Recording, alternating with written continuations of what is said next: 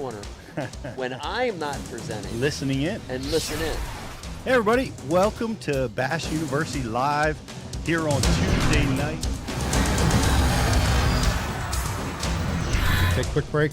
Watch John Cruz's on the Tokyo rig. Be a part of the show. Get some chances to win some awesome prizes. As fast as you go. You know, we didn't have that back then. And dude, it could just... That text thread gives me so much energy. I mean, like I'm dialed.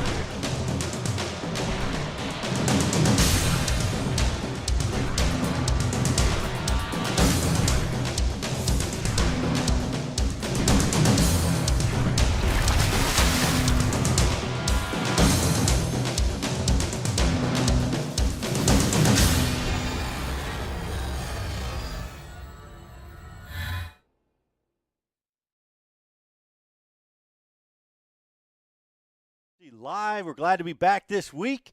We missed you guys last week, and it's good to be back in studio. So much is going on. We've been busy. We were live from the Bassmaster Open, which was a lot of fun, and we're going to be talking a little bit about that. Super excited about tonight's guest.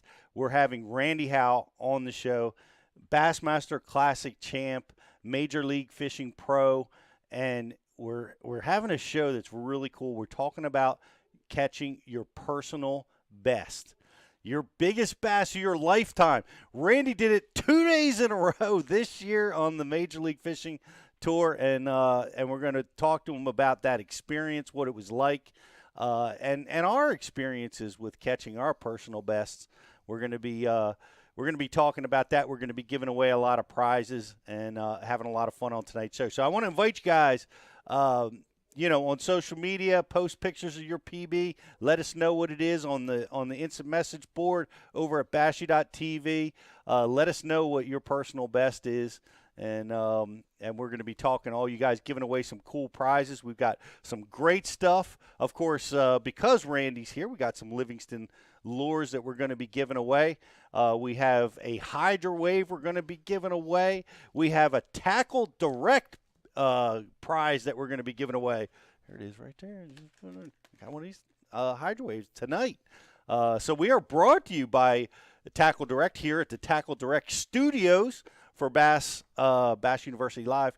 Going to be a great show, a lot of fun. I'm really excited because who else is with us tonight is GDP, fresh off the tournament trail. Good to have you with us, man. What's up, Petey? What's going on, everybody? It's good to have you with us. You put a little bit of a beat down on me on the James River. Got to say, I'm a little upset about it. I'm sorry. I had to. It's no offense to you, just a fish. That was fun. It was a great tournament. You know, there's a lot to talk about there because that was an interesting time of year to be fishing a tournament with 220 boats in it.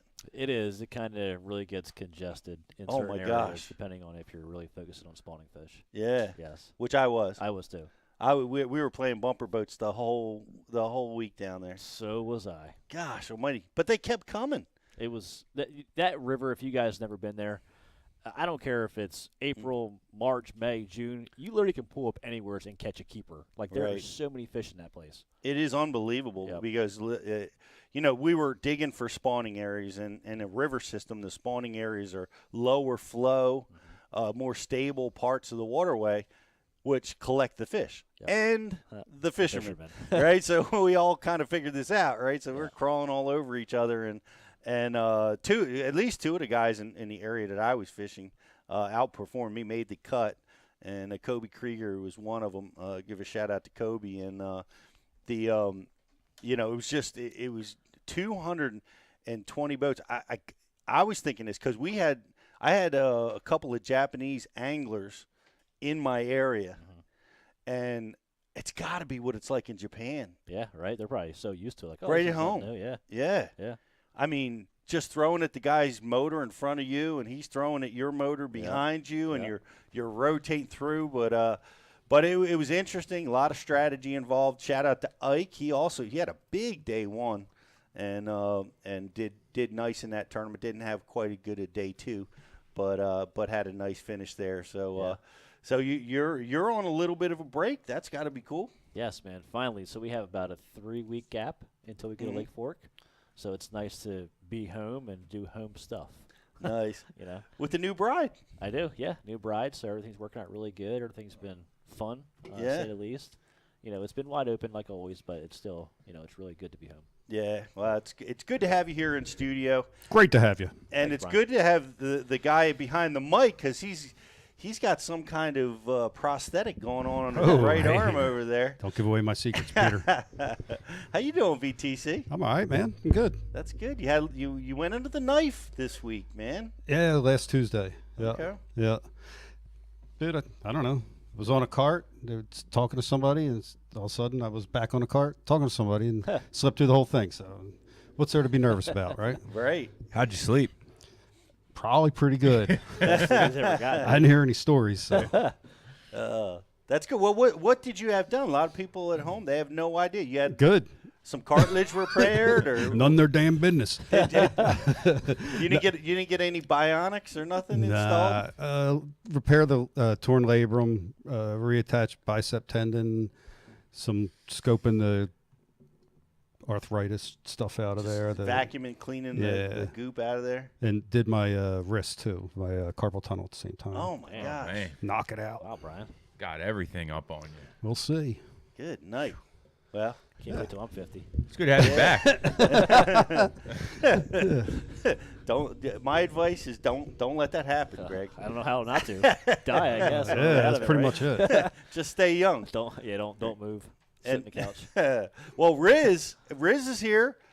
The Speaking of young. the champ, holding up giants this weekend Yeah, man. down the Chesapeake. Congrats, man. Thank you. Yeah, it was a good weekend down on the bay. It's starting to heat up down there. Honestly, kind of just ran into them. It's how it goes sometimes. You don't think you're on anything, especially this time of year when stuff's changing so much. You can pull into one area and they're Whoops. there, and it happens quick. You go from 1 to 23 pounds in 20 minutes or so. So Man. Works well. Yeah, lucky us. Look what we found. yeah, but- Something like that. yeah, no, it's starting to happen. So That's- it's an exciting time of year. That was such a hockey player answer, Oh, just putting it on the net, Got lucky. Just got lucky. Just keep shooting. Well, that was a great win, a monster bag, and you followed it up with a 4th place finish in the Bass Nation tournament. Yeah, I did, Pete.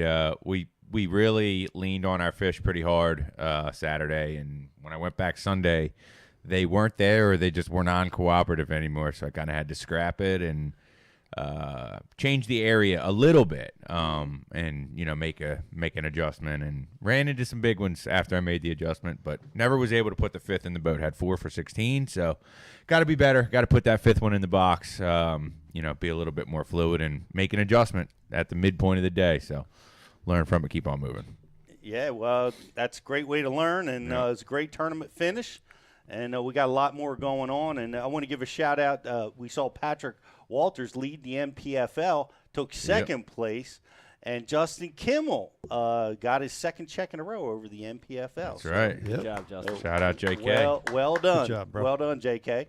And just a lot of tournament stuff going on. We're going to be talking tonight, guys, like I said, about our personal best. What's your personal best? Show us pics. If you're watching over on social, if you're on our IM board, Send them to Rich. let us know. let us take a look. Let us know what your personal best is. We're going to be talking about it tonight. And we've got a lot of really great prizes. I've got them written down here somewhere, Riz. I think you may have them too. But I got to give a shout out. I always forget Alex. He's Yes. over on Zoom. And I forget that he's over there until we start talking about questions. But it's always awesome to have you with us, Alex. How are you, buddy?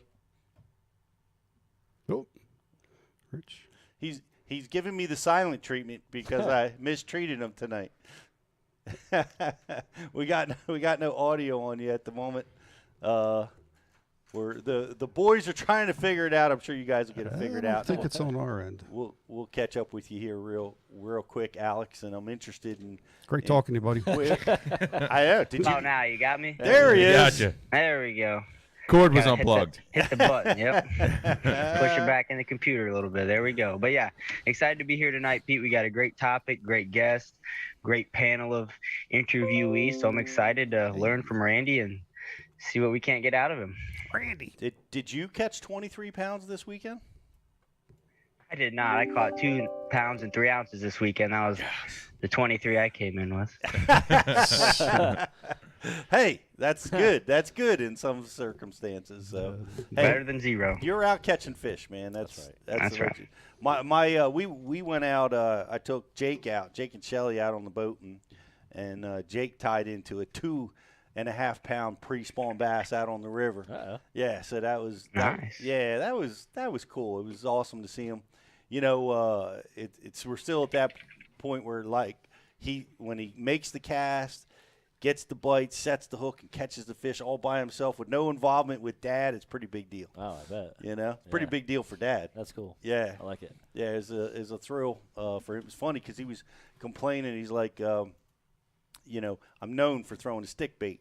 But he's like, Dad, Dad, you always tie this bait on, and I never catch it. And he was just finishing that sentence, and then he's all bowed up with a 2.5 pounder and swings it in. That's the Senko curse. There you go. So we're going to get him sold here before too long. He's a chunker and winder, I think, like Jeff Olson at Bash UTV. Give a shout out to Jeff. Jeff's awesome. He's down in South Carolina, and he was cranking them for 2 months, throwing his crankbaits, his wiggle warts, his flat sides, whatever he could, and he's cranking them up. And he's like, Pete, I can't catch fish anymore because now they're spawning, and we cannot get him to take the crankbait out of his hand. Well, he will not throw a plastic of any kind, Riz. Oh, they'll come back out eventually. Did he by chance listen to any of the 1,000 seminars that he filmed? Yes. He can only hear it if there's something to be winded. He doesn't hear. He does not hear the drop shot. He does not hear the stick bait or the jig. He just selective hearing, I think. Jesse Wiggins made him a believer. Oh, I'm telling you, he did because Jeff. When we were in Tennessee, he was tooling up, spending some money, getting some gear. You know, so he's going to be throwing that worm here pretty soon because I mean we got to film with Jesse and watch him catch 70 on camera. So. Yeah. You know, it's easy to be convinced when you see that. So, Jeff, I got faith in you, buddy. You can do it. Pick that worm up. You ever see him pick up a worm? So the one time that I was down there when I took him and Nate fishing on his boat, I was catching them on worms, jigs, bottom stuff. So I gave Jeff the Ned rig worm, which catches fish pretty much everywhere. That stayed in his hand for 2 minutes maybe and went back to winding, but he did get some bites winding, so he's pretty good with that crankbait. That's what I see. I see him watching Jesse Wiggins going home, making 2 casts with the shaky head, right back to the crankbait. just get him a really Right slow gear ratio. Crankbait. Yeah, just like a 2 to 1. 2 to 1. You know what I mean? We'll figure it out. And, Snoopy reel. Yep. Shout out to Nate. We're going to be seeing Nate tomorrow. We're going to be filming with GDP. We're going to be doing some spawn sight fishing type stuff, some instruction. Can't wait for that. We're give a shout out to the Parkers, Brooks and Derek. We're going to have access to the private Parker facility tomorrow, and looking forward to that. Maybe we'll be able to catch a few fish. And thanks guys for letting us in. Might get a PB tomorrow.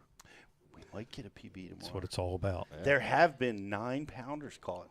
That would be a PB for me in this deal. So yeah, Same here. could happen. They could if they had all winter to grow and put eggs on. So who knows? It could be double-digit fish swimming around in there. We shall see. But we will keep you guys all posted.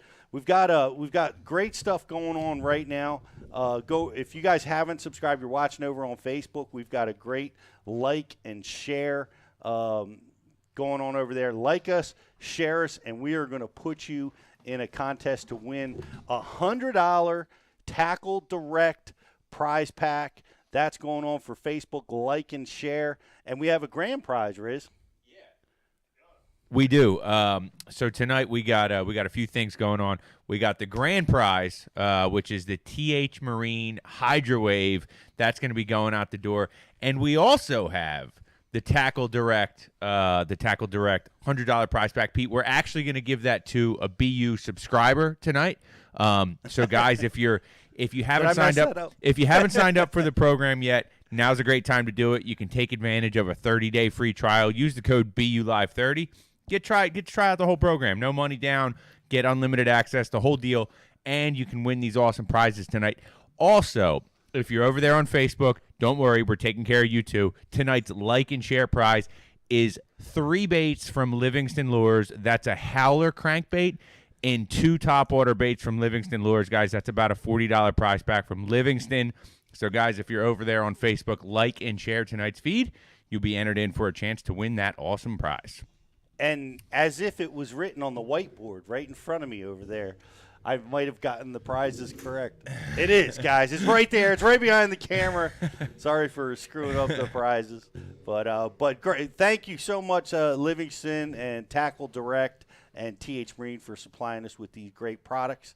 Make sure that you guys check it out. I also want to give big shout out to bassboatforsale.com. It is the place to list your boat.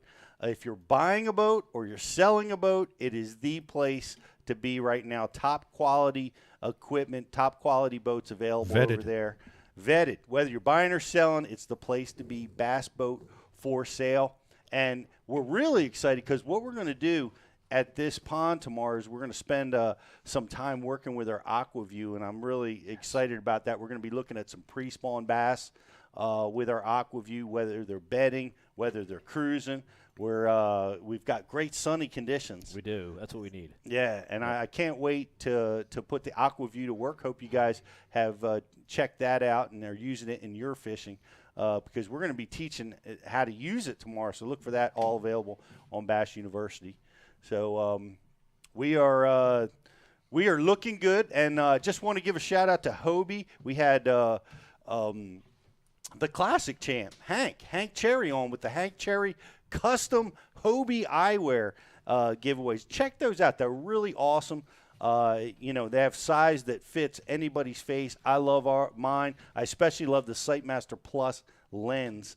Check that out. If you're a Bashu TV subscriber, you get a massive Hobie discount over at bashu.tv. Check out the pro member offers there, and we'll get you guys hooked up. We got a lot of great stuff over there, and man, are we going to take a break? Or we want to get right into Randy.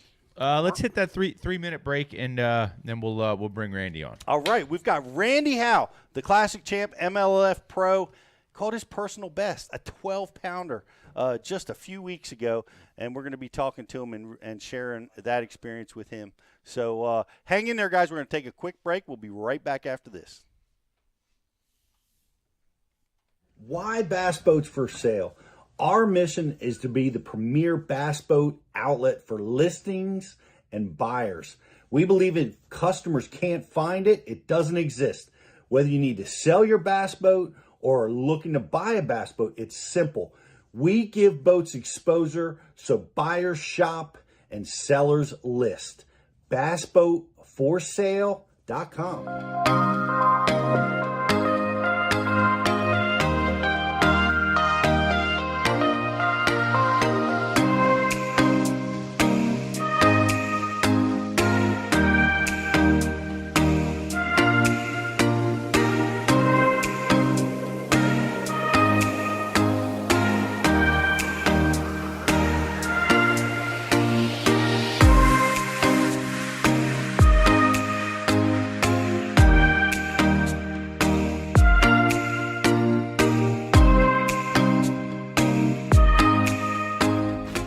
AquaView, the leader in underwater viewing technology.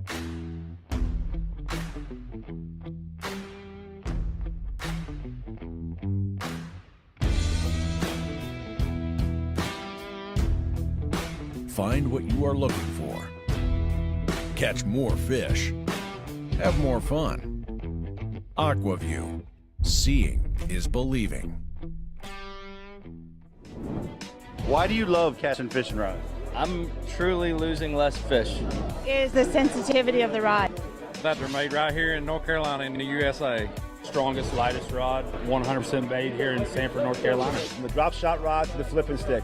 Every rod has a purpose to it, and I rely on them all the time when I'm out there in a tournament. Durability in the John Cruz Worman series, the counterbalancing in the handle. It's the only rod I found that can withstand my hook set. Boom goes the dynamite.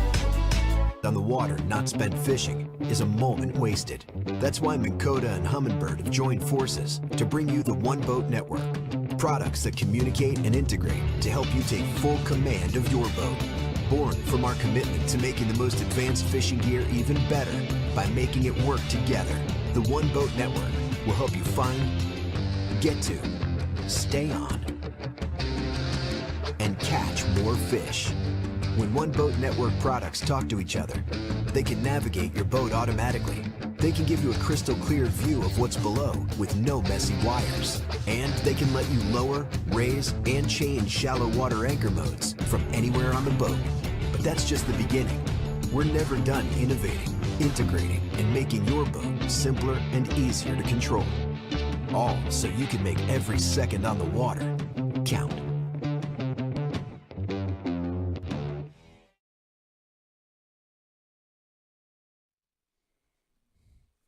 Hey everybody, welcome back to Bass University Live. Glad you're with us tonight. Really excited. We've got a super talented angler, a guy that I've been fishing with and against and around for a long, long time. He's classic champ. He's major league fishing pro. And tonight's topic is going to be talking about personal best, catching your personal best. So we're going to be talking about all of our personal best, but we all got overshadowed by this guy who smashed him up, caught his personal best 2 days in a row. So glad to have you with us tonight. Great Randy Howell. How are you, buddy? Man, I'm good. What's going on today? Man, we're just loving spring. It's finally arrived in our part of the country. And, yeah, we're starting to catch some big ones. How are you doing? Man, I'm doing good. It's been a crazy day, bunch of crazy stuff going on. I've been packing all day to leave, and I was supposed to fly in the morning, and my flight got canceled or messed up, and the guy was driving for me. I had to get him stopped so I could get my truck. Now I got to leave at 5 in the morning and drive myself there. So it's all been, everything's kind of scrambled up now. So I'm just glad that I didn't have to cancel this show with y'all, because that would not have been good. So I made it work. So I'm thankful to be here with you guys. So we're going to talk fishing, and then I'll worry about all the rest of the stuff I got to do. Oh man, well, we're thankful to have you with all that. Where are you headed tomorrow? Lake of the Ozarks. We got the Bass Pro Tour at Lake of the Ozarks, and meeting is at 5:30, I think, tomorrow afternoon. So I got to book it 10 hours and get myself there. So I was going to fly. It was going to be nice and easy, but everything kind of got screwed up somehow there. So now we're going to be back to old-fashioned driving it. Man, that's a drive. You know how to do that. You've been driving across this country for quite a few years, like 28 years, I think, right? Yeah, that's the truth, man. 48 years old. Yeah, it's probably 30 years now, really. You know, because I started right out of high school in 18, so invitationals, and worked my way into the 19, started the top 100 or top 150s, right around probably about the same time you probably did. I guess it was 93, 94, something like that. I don't know. Yeah, you were a little before me. I think I was in the late 90s. Oh, were you? Okay. You were early. Heck, you were like guiding when you were 9 years old or something. Yeah, 11 years old. 11. 11. It's the truth. That sounds like a joke, but it's not. That's crazy. I thought it was when you were a teenager. Is that for real? Like, what was it, Lake Gaston, where you were guiding? Gaston.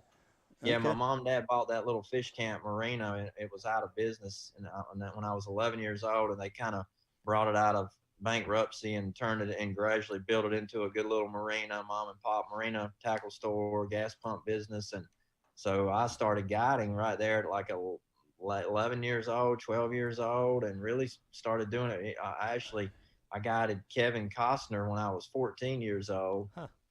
On that lake when they were there making the Bull Durham movie in Raleigh, North Carolina, Durham, North Carolina.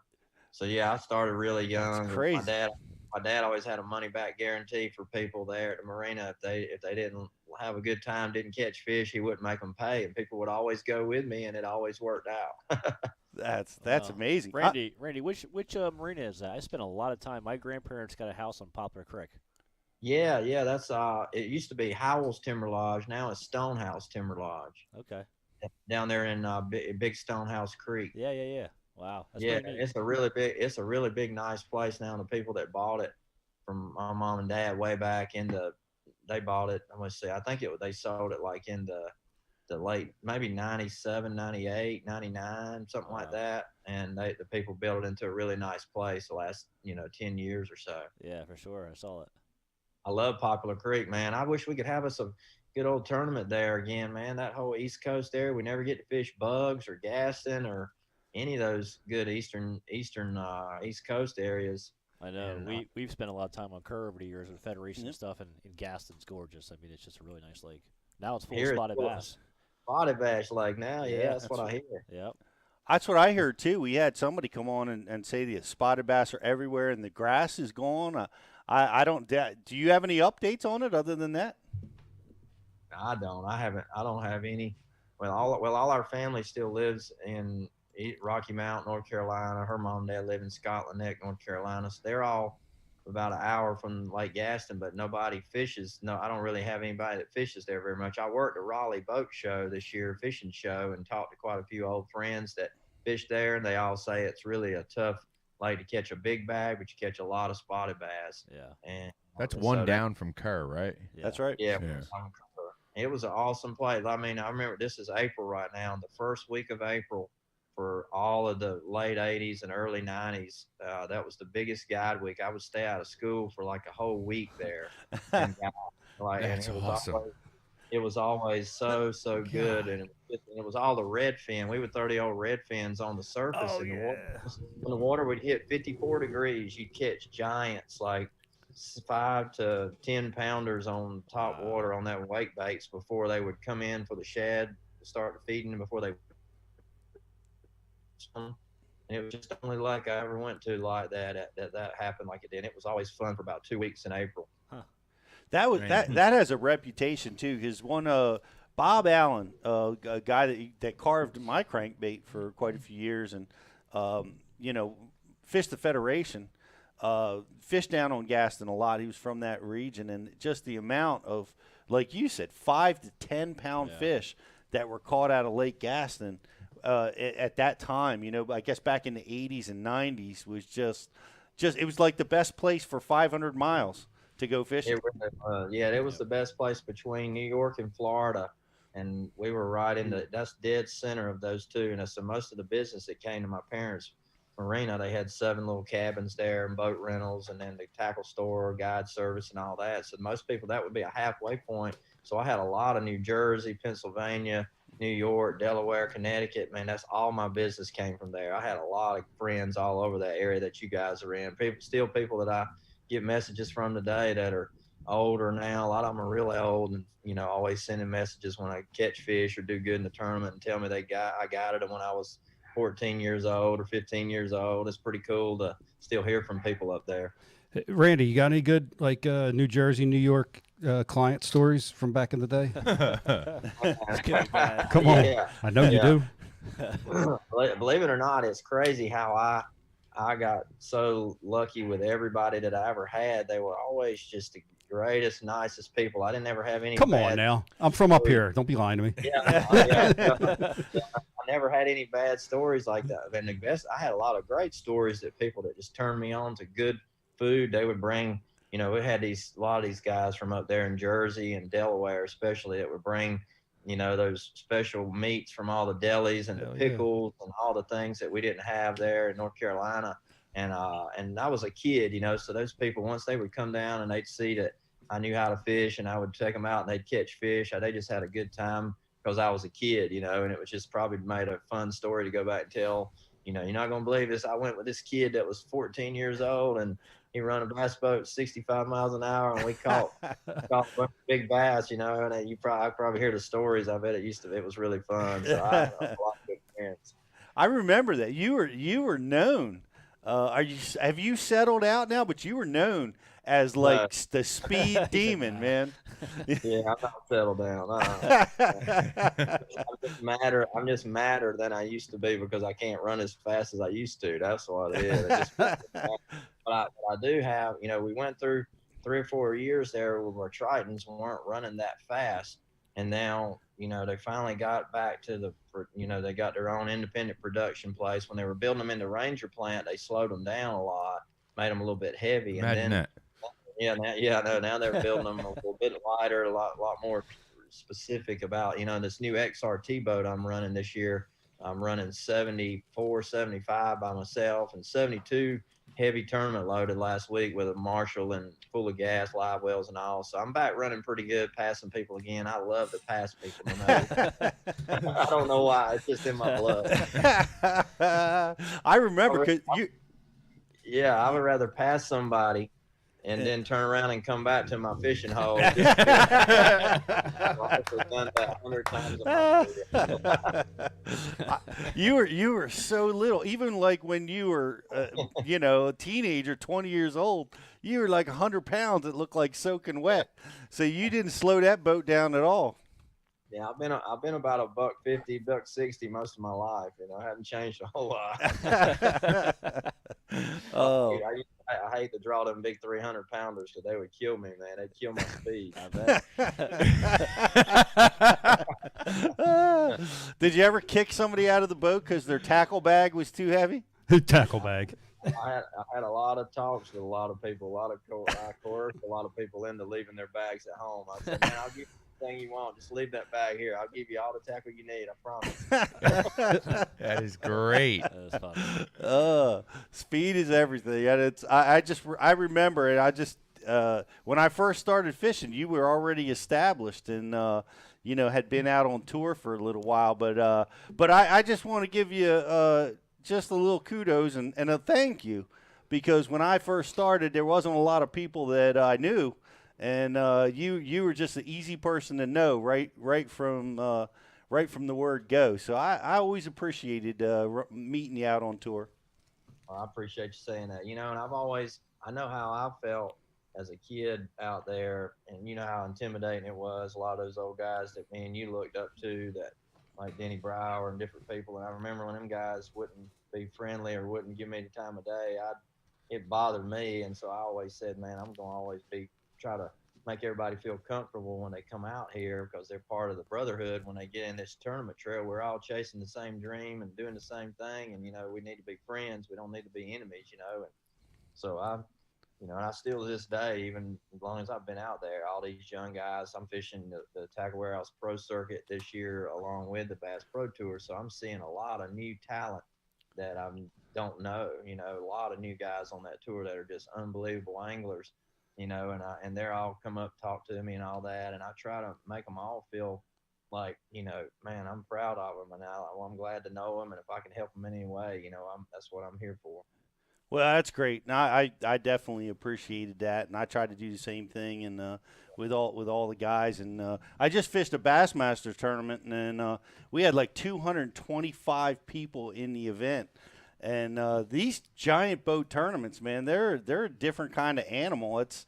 I'm not used to fishing with so many people around all the time. Was that the James River one? It was. It was and they're trying to spawn. So all the fish are in the backwaters, and all the boaters, all the anglers were in the backwaters. I'm surprised there weren't more fights out than there was. Yeah, was there some throwdowns? I had to say a few, I had to, express myself a few times. You don't speak Japanese, Pete. but it was nothing too dramatic around me. But I'm telling you, Randy, where I went, everybody knows this spot is the barge pit. I don't even know what it's called. Yeah, David Dudley won there, one of the big tournaments there, his first win, I think. And anyway, there's a certain shoreline there that seemed like the fish were really relating to and going to spawn on that shoreline. And I was boat 1,215, and I come wheeling up into this cove, and I promise you, I could not make a cast to the bank. Wow. It was not possible for me to make a cast to the bank without crossing somebody's line or throwing over the boat. So it's super crowded. I've never seen it like that It's before. like opening day of trout fishing. It was. And that's the bad thing now that I'm seeing more and more. And, that we're 40s and 50s ages now, and we've been out here a long time. And now it's just no, I don't want to, how to say it, no respect or no etiquette for each other really a lot of times. And it's just like, man, it's just luck of the draw. If you drew out boat 200, you knew you weren't going to get to fish on that good bank because you had enough respect that you were going to run there. And if it was a boat sitting where you wanted to go, that was tough luck. You just had to go somewhere else. And that's what we always did. And now everybody's determined if they want to fish somewhere, they're going to fish there no matter who's there. And then all it does is mess each other up. Nobody ever does good like that. Yep. And I see it all the time, and it drives me nuts too. Yeah, it's tough, and I saw some of that, and guys, getting a little aggressive. But you also in a big field like that, you also have to get a little tolerant. You're like, all right, well, we're all trying. I gotta allow. I can't get mad every time somebody makes a close cast, or whatever. You've got to try to relax a little. You got to work together. I mean, it's like you just said. Everybody's trying to come in, everybody's doing their thing, but at the end of the day, we're all fishing for the same thing. Yep. So. Communication's the biggest thing. That's why I try to tell my son Laker that's out fishing all the Toyota series now, and he had a run in with somebody at a tournament this year that he came in to fish a great big bay, and it's a big area, and it was just one other guy. And they both found it. They both started there, and that one guy didn't want to communicate or work together. He just wanted to fuss and cuss and try to run him away, and just bull, And I think you just got to communicate and talk. When you find the fish and somebody else finds them, and you both try to get there, and there's room for more than one person to be in an area, and then you talk about it and work it out because you both, earned it, deserved to be there fishing, and that's the way it ought to be. If people would do that, it would make it a lot easier, and everybody would be successful, I think. For sure. I think that's absolutely right. Is communication's key, and a lot of when guys don't talk and they just cut you off or you start getting too aggressive without talking. Yeah. That you're assuming the worst, and it just can get ugly. But overall, the beauty of the James being so crowded, and we talked about this GDP is. There's so many doggone fish there that even though we were fishing on top of each other, everybody was catching limits. Yeah, Randy won there. He has a win on James. I'm fishing there this year in the Tackle Warehouse Pro Circuit. It's actually off limits for me right now as far as talking about it, like getting information and all that. So I know y'all not telling me anything specific, but that tournament is in June, and I've not been back there since the tournament I won. I won the Open there, the Bass Open in 2013, the year before I won the Classic, and I'm thinking it was 13, 13, because I won that one. I won the Classic, then I won Oneida in 15 because I went on a 3-win streak, first and last streak I ever had. I remember the year it was. It's better to have it, man. No. But that place is so full of fish now. I mean, I followed the last couple of years just looking at weights there in the tournaments, and gosh, it is full of 3 to 4 pounders, man. And then you see it here in 7 to 8, 10s, and 10, 11 pounders. I know my buddy Frankie Poirier, he caught like a 9 and 11 in the same day in a tournament. I think last year, a 9 and 11. What? I think I saw that actually. Yeah. Wow. Yeah, Frank's a good guy, man. Holy cow. Well, the winner of this tournament had like almost 24 pounds the last 2 days. But more importantly, we're not really allowed to talk to Randy about it, and we're probably going to dive deep next week. Okay. So before we transition to the topic of tonight, which is catching them PBs, we got sidetracked. we sure did. We got Randy Howell in studio. We just want to talk. Yeah, no, I'm with you, man. I actually want to back up. Randy, I want to kind of go back to that redfin, that bait. I don't even know what that even is. Yeah, exactly. Yeah. I vaguely plug. I vaguely remember it. I remember it as like a jerk bait, like a bigger, thicker kind of a jerk bait, and it instead of having straight sides, it kind of scalloped in and out. Yeah, it's a striper bait. Basically, is what it was made for, and it's still a cotton cordell old school bait. They still sell them. I saw them in Bass Pro Shops not long ago. I actually bought a couple new ones, and I actually found 2 old ones today that I think were my dad's that he gave me way back that we used to fish on Gaston with. There no paint left on them, chrome and blue with just all the chrome gone, just bone basically with a little bit of blue and chrome in there. And those baits. They were, but that was before there was any wake baits, and there was probably a lot of wake baits now that are better than that. But that was still an unbelievable bait. I caught the fire out of 5 to 8 pounders on Gaston and bugs in April every year. It's a great bait. It's a topwater oriented bait. Yeah. Just make it V on the top. You just barely turn that handle and wake, and it would just stay right on the surface, and you could get it to make that big old V on the surface like that. They would be doing that, and all of a sudden it would just go whoosh, and them big old I would throw it around the bushes at bugs on them points around the little pole timber and bushes and sweet gum trees, and you just wake it across there, and I'd stop it and twitch it a time or two, sometimes let it pop up, and they would just flush it, poof, and the biggest fish in that area would bite it. I mean, I won a lot of money on them 2 lakes with that bait in April. It was only April. It was craziest thing. It was like flipping a switch, and then it'd be done after that. Randy, would it crank down? It would only go about a foot under the surface. Yeah, and I would reel it under the surface in the wind blown points instead of throwing a spinner bait. My old buddy Marty Bunch, that used to be my team partner there, we won a Tar Heel team on Gaston one year doing that, and just ripping it, kind of jerking it like a jerk bait right under the surface on windy rocky bluff points, and we caught like 20 some pounds. Had a bunch of big ones that day. That's how I remember it. Like, I got like shadow memories of it. It was back in when we were kids, me and Ike out there and a couple other guys. But I remember, I guess maybe Mike had it, the rippling redfin. Yeah, but, the rippling redfin was the one that had a little wavy sides. So that's the one. That's the one that we had, the rippling redfin. That was a popular one. The broken back, the broken tail, broken back redfin, and then the straight back with 3 treble hooks. Those are the 2 that were the real popular ones. And and Scott Suggs actually used it a lot, and a lot of the Arkansas guys used it a lot. And he actually got Berkeley. I saw a little video on Major League Fishing show showing it, and Berkeley kind of copied the old redfin and made a wake bait of something with Scott Suggs' name on it now. And I don't have one. I actually went looking to see if I could find one, just to see what it looked like. Yeah. Because they say, one of my buddies Arkansas told me that it worked really well. He caught a lot of fish on it last year. Okay. So who knows? Yeah, I remember at Beaver Lake, like that being a dominant tool, like for the post spawn, right?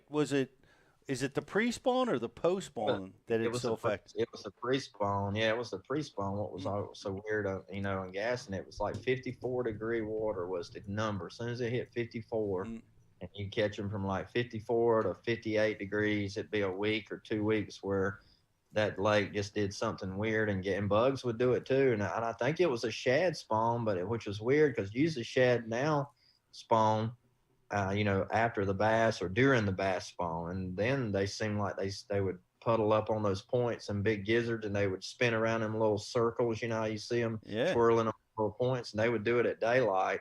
And if you get out there on Big Stonehouse Creek on that big flat, from that island out to the middle where the big stump used to stick up out of the water out there, and then Pencil Point on the mouth of the 2 creeks to 2 Stonehouse, that finger point that stuck out, had a bar on it. And man, those 2 bars right there, that we start there at daylight, and you were going to catch 4 or 5 big ones every morning there in the first week of April every year. Wow, that's awesome. Well, you had a 3-win streak, Randy. You went on another streak, which is we're excited to talk to you about it, because you did this one on back-to-back days in a row where you caught your personal best, which is impossible to catch your personal best two days in a row. But that had to be a thrill of a lifetime. Yeah, well, I'll tell you, it was really awesome. And I contributed all to working the Bass University seminar right before I went to the start of the new season. Say that one more time, Randy. Hold on. Let me go full screen here. here on the shoreline of Guntersville when we did the Bass University. We all hung out that day and did all the seminars. And that right after that, I got fired up and got motivated, and I went out to that first tournament. And I'm telling you what, it was. And and last year I told you guys in person when I saw you, but last year was the most challenging year I've ever had. But health-wise, because of the stupid COVID stuff, I had it and was I was out, had hospital and IVs for like 8 days, and pneumonia and all that stuff happened. So I missed Champlain last year and bottomed out in the points, just had a bad year. And then not even before that, I had another minor surgery and had some complications with that really nobody ever knew much about. And just kind of that ran into the rest of it. It's just a bad year. So I needed something good to happen this year. And I prayed to, God, let something good happen right off the bat. If I win a tournament or whatever I just want to need to win something and get back up into points, get back into highlights, get back where people know that I'm not retired or gone away. And shoot, I mean, and I could have won. If I'd have won the tournament, I don't think I would have got as much exposure as I got from the 2 big fish. So it was just the answer to prayer. And not only the day that I caught the 10-11 on Caney Lake, that was my biggest ever my biggest by 3 ounces. I'd caught like 6 10.5 pounders, but never one really over 10.5. And then when my boat official said, hey, that's the new Major League Fishing all-time big bass record, 10.8 was the record by Justin, what's his name, lives over there in North Alabama. Lucas. Anyway. Lucas. Not Lucas, but the other one, fishes bassman. Atkins, yeah, Justin Atkins. He had 10.8, and so that was 10-11. So I was thrilled. Not only my biggest fish, but the new Bass Pro Tour record, and I was so excited. So and that one fish helped me make the cut to fish the final day because the fishing was so tough there. Water was 50 degrees, 48, 50, Florida stream bass. They don't bite well. So I make it to the next day and get out there. And that morning, all these spectators were piled up around there. They were proud to have the pros come into their lake, Bussy Break Lake, and they were all like, somebody's going to set a new record today on this lake. And I was just hearing them just jacking them. I'm like, yeah, that'd be great, man. I caught my big one for the year, man. Yeah, I'm just happy to be here. And then I go out and fish for 5.5 hours and never have a bite. For 5.5 hours, I hadn't caught one. And I finally moved to another area, the whole lake basically moved to another area, decided to start flipping a creature bait and start flipping a Cinco, just a straight, finesse type flipping bait. And I flipped that Cinco and caught a 3.5 pounder. So I'm like, well, maybe I'm around some fish now. Maybe I got the right bait. And then lo and behold, boom, I flip in a bush, 1,015th bush I flipped in. And all of a sudden you catch a 12-14. So you can't plan that. You can't say I did something special or I figured something out. 2 days in a row, I was just blessed by the good Lord above to catch 2 big bass. And, and it helped me have a good tournament, start my season, get me back into highlights, and just, really got the momentum going for me this year. Well, on behalf of the Bass University, you're welcome.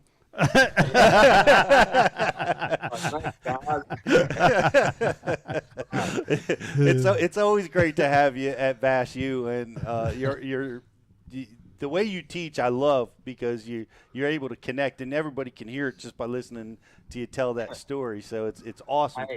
And I can come back now for next year's Bass University because now I am a big bass expert. I've I can teach on how to catch big bass. Okay? The biggest bass in the lake. Yeah. Well, that 10-10, how is that fish caught? 10-11. Don't cheat me now. And this is the other thing. This fish made no sense in the world. I mean, I'm sitting there. I had a good practice in this area, and I'm throwing a 3/4 ounce Livingston lipless crankbait called a Pro Ripper, and it was 3/4 ounce. And I was fishing like 6 to 8 foot grass.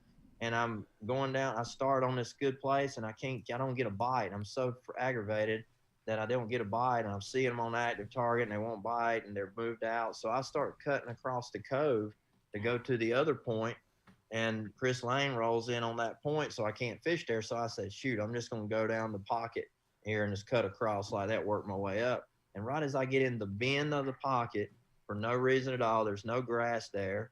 It's 3 foot deep, and I'm almost so shallow. So I lay my 3/4 ounce Livingston down. I pick up an old 3/8, old half ounce one knocker. Really a 3/8. I think it's a little bit smaller than a half. It's an old bait. I had it tied on the throw real shallow, and I threw it up there shallow, and it hits it like in the middle of nowhere, almost at the boat, and it didn't even no rhyme or reason for it. And all of a sudden, if you saw my video on the GoPro, it was like I was surprised as anybody. I'm like, all of a sudden, oh gosh, it starts pulling, and it went so fast off to the left that I couldn't even turn my trolling motor with it. I thought I was going to turn it, and I pushed my button, and I was thumbing my spool, because I keep my drag tight, and it started pulling so hard it almost jammed my reel up, and I got out of the camera where you couldn't see, and I'm like, gosh, and he straight lined me, and I got her turned, I got her head to come up and shake, and when her head come out of water, the bait was out of sight, and I'm like, oh my gosh, this is giant, and then I turned her and get her up there and fight her around and grab her, and and I was like a little kid catching a 10-pounder. I was so excited, and so it really wasn't any rhyme or reason. I can't say that it was something that I did special, just simply one of those Roman pre-spawn bass. It's just perfect timing to catch it. Well, the biggest bass I've ever caught on the Chesapeake came on a day like that, where it seems like, but describe the day, because the day I caught the biggest fish I've ever caught here was like bluebird, post frontal, high pressure. Nothing was biting. I got next to no bites, but the bite that I got was the biggest bite I have ever got on the Chesapeake. I think I caught one other fish that day. That's really how it was there. Yeah, exactly, because it was the cold. We had double, like 3 cold fronts in a row. Darbone Lake that we qualified to move on to Lake Caney in the knockout round.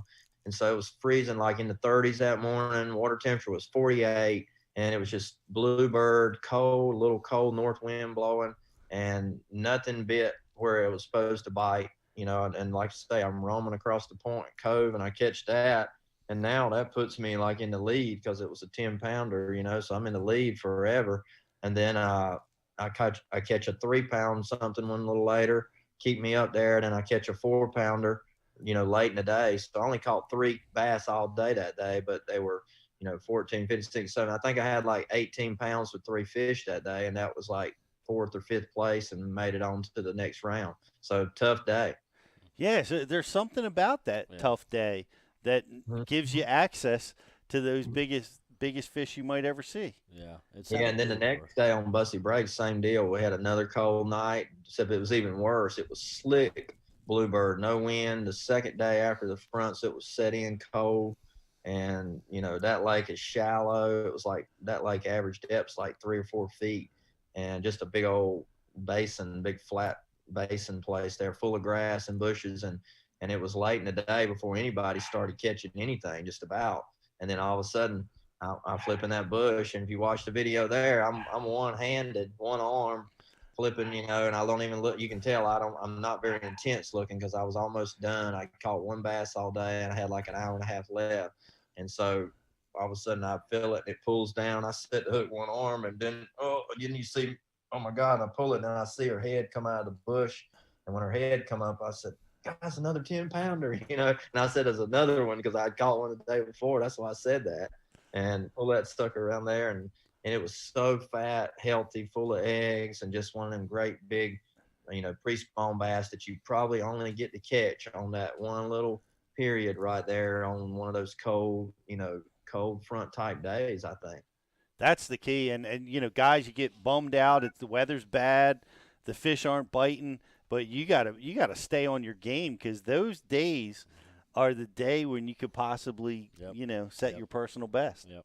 Yeah, and it may be because no other fish are competing with that big fish for food. That's what I wonder sometimes, because I caught a lot of bass on those bad days. It didn't catch many, but you catch a big one. And I wonder if it's because so many of the regressive smaller fish are just locked down, not biting, and that big bass finally gets the chance to eat. Who knows? I don't know. That's interesting thought. Might be something to that. I'll teach you on that at Bass University in 2023. All right, right. I need you to go catch a few more PBs the rest of this year, and we'll get you lined up next year in the spring. I mean, 2 PBs is pretty damn good. Yeah, it is. Back-to-back PBs. That's pretty good, Pete. Dueling PBs. Yeah, don't ask for too much. Yeah, Hey, come on. You caught your PB yesterday. Double or nothing. Double or nothing. Hey, took you 28 years to get those two. Yeah. You know. How about some detail on what you caught it on?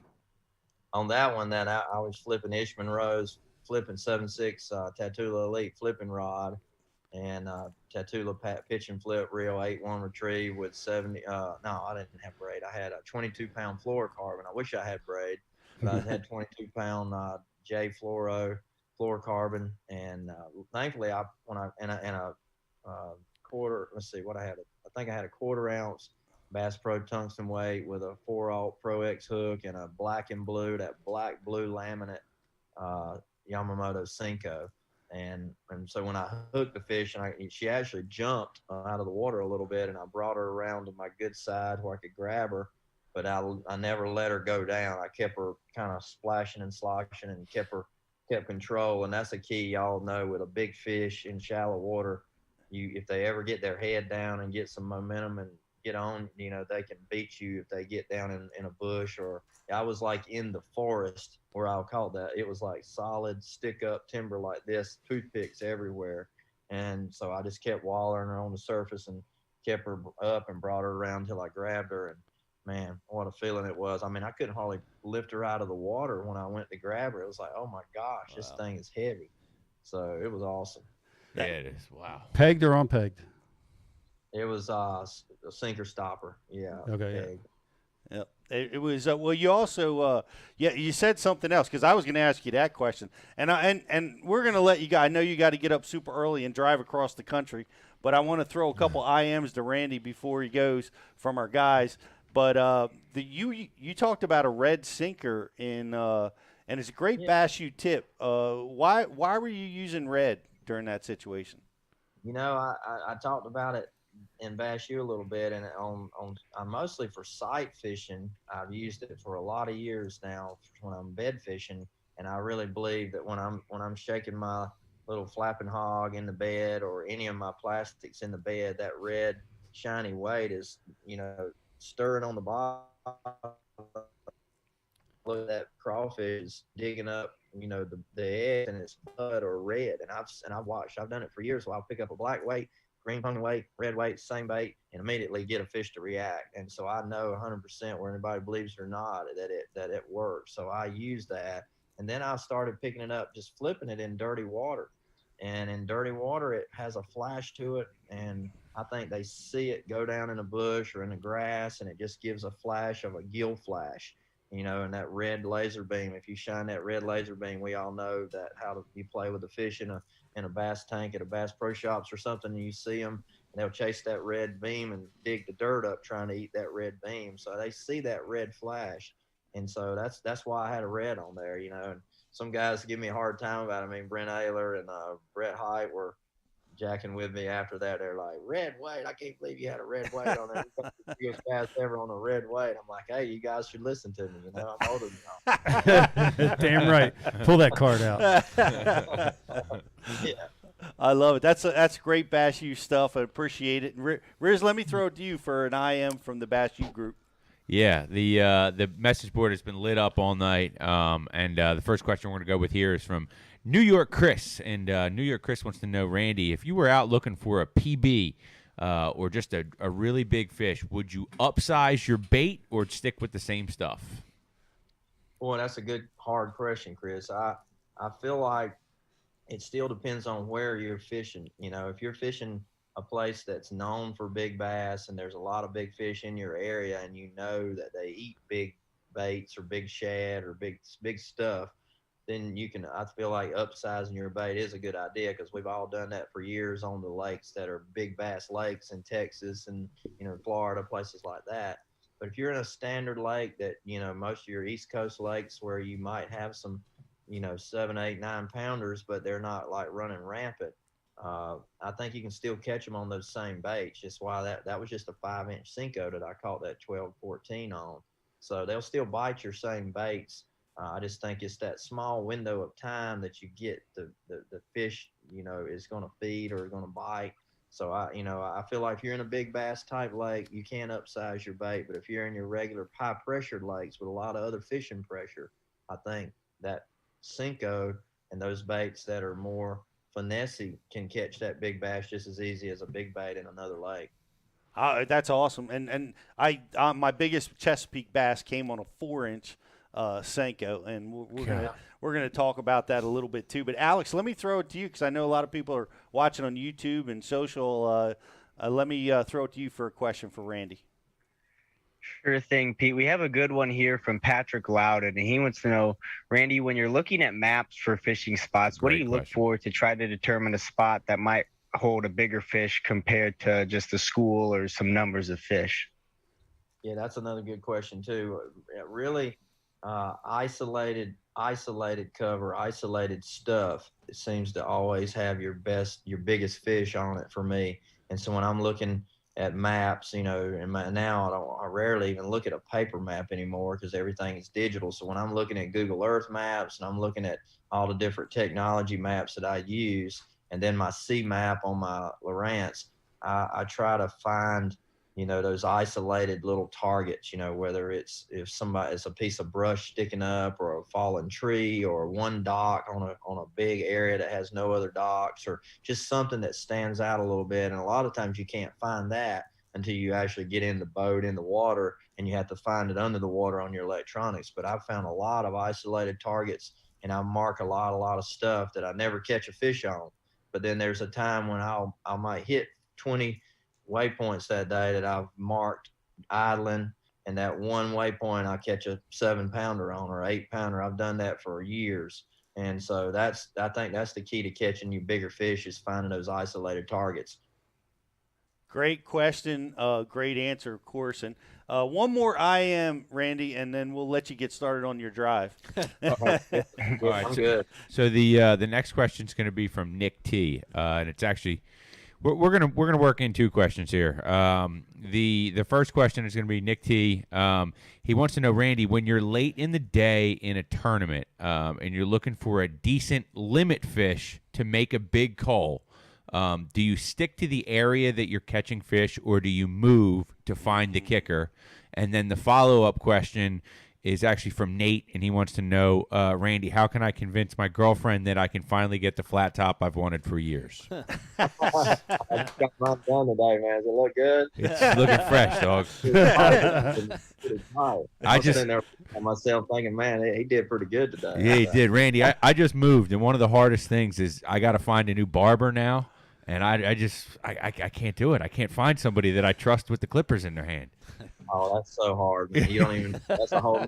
We can do a whole other hour show on that. I'm in for that because I've been cutting my own hair for the last 20 years. So let's see what you got.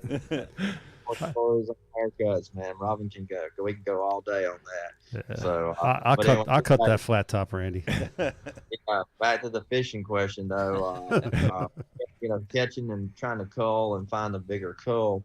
A lot of times, if I'm in an area and I've caught fish and I've caught my limit in the area, and I have caught a bigger, some decent fish there, and I know there's a potential to catch a bigger one there, that's when sometimes I will upsize my bait. If I've got 15 pounds or something on 5 and I need to catch a bigger one, that's when a lot of times I'd pick up that big swim bait or pick up a 10-inch worm if it's warm, warm weather time of the year, or you go to a 6-inch Cinco or just something like that, or even throw, I throw the big swim bait a lot in shallow water, Byron Velvet, the D Viper, Livingston swim bait, and this wake bait type thing. And that's how you can catch a bigger one. But if you're in an area that you don't have any confidence in being a big one, a lot of times I'll leave those areas, and that's when I'll run, like I said before, and find that isolated target, especially if I'm on a boat dock. Like I've caught a lot of my biggest bass ever on boat docks in tournaments, and I'll run and pick up that, skipping jig rod and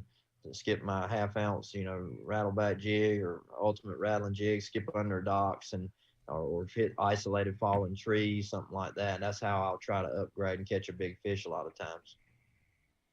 Great stuff. BTC, you got? Nope. I thought you were signaling me you had a question. Yes, my question was, we're going to throw this to Alex for a question. Okay. Alex, what do you got? Alex. I gotta admit, Pete, I'm a little frustrated. Riz asked the flat top question. I thought I was gonna get that one off. But we have a question for Randy from Randy R on the message board, and what he wants to know is, Randy, what would you say is the best jig trailer in the spring? Would you go with a little finesse trailer or something with a little more action? Well, most of the time in the spring when it's warm enough that that's all the fish are bigger and full of eggs and they're feeding. They want something a little bit bigger, I think, in the early part of the year. So I'll use a Yamamoto Flapping Hog, which is a flipping bait that I flip, with a Texas rig bullet weight all the time. But I'll use it as a jig trailer all the time. And I'll pull the flappers off of it and just have the two legs so it looks like a crawfish. It looks like a little short, stubby, fat crawfish, and I put that on the back of my jig, and I catch a lot of big fish like that, and that's a really good jig trailer. So bulky, bigger bait for a big fish. Awesome. I want to invite you guys to check out. We recently released Randy's seminar that we filmed on the banks of Lake Gunnersville, Shallow to Deep Cranking, which is something that Randy's obviously very proficient at. And check that out on Bass University TV. And, man, it's always great hanging out with you, Randy. I really appreciate you hanging out with us tonight. Hey, I appreciate you guys too, and I ain't in a big hurry. If y'all got more questions, guys are waiting to answer, I'll be glad to answer them and keep on rolling. I'm fine. Let's go, Randy. If you could actually, just one last thing before you go, give us a little breakdown on the 3 baits that we're going to be giving away. It's going to be our Facebook like and share. That's going to be 3 Livingston baits, the Howler, and then 2 topwater baits as well. Tell us a little bit about those. Yeah, I picked a couple of my favorites, to do the giveaway tonight because the Howler Crankbait, this is the Howler Crankbait time of the year. I'm sitting here at Gunnersville where I live, and I won the Classic here in 2014 on that bait on the Rip Rap right here in Spring Creek. And that Howler Plus is my favorite one, and the Plus is just a little bit bigger than the original size. It's got a wider lip, a wide wobble, and I used to say it ran 8 to 10 feet deep until I got Active Target. And now I found that it actually runs it'll run 12 feet deep on a long cast, which now I like it even more. It is even deeper. And but that bait is a bad dude in the spring. Crawfish, Gunnersville crawl, or Okie crawl color, or spring crawl. All 3 of those crawfish colors. So I'm gonna try to get you a Gunnersville crawl to give away, because that's here at Gunnersville. And then the 2 top baits are walking ball, which is the easiest, best walking bait I feel like on the market, because all the spook baits catch fish and they walk good and all that, but the Livingston has the weight toward the rear, so it sits like this. It casts really good because it's heavier, because it's got the soundboard, the battery chip, and all. It has the electronic baitfish sound, shad sound in it, like the crawfish in the crankbait, and easy to cast, easy to walk. And then the Walking Boss Part 2 has the jitterbug style lip on it. And that's a bad dude too. And you just reel it, and it just has a jitterbug splash side to side, makes a lot of commotion. All you have to do is got a broken tail on it. All you have to do is wind it on braid, and they will smash that too. So all 3 of them are my favorites. That's the 3 we'll give away. Outstanding. Awesome. Great question. And the last one sounded like a Jeff bait. Yeah. Chunk and wine. Chunk and wine. Chunk and Anything wine. you can chunk and wine. He's all in. My man. Alex, I want to throw it to you. Randy, going to give us some more questions or some more answers? Let's keep going, man. What do you got, Alex? Absolutely. So good question here from Nick T. He wants to know, Randy, when you need to cull, how do you decide that the area you've caught your limit in of decent fish does not have the kicker that you're looking for, and it's time to move on to the next spot? I'm still trying to learn that. So that's the hardest thing, is trying to know when to stay, when to go, when to hold them, when to fold them.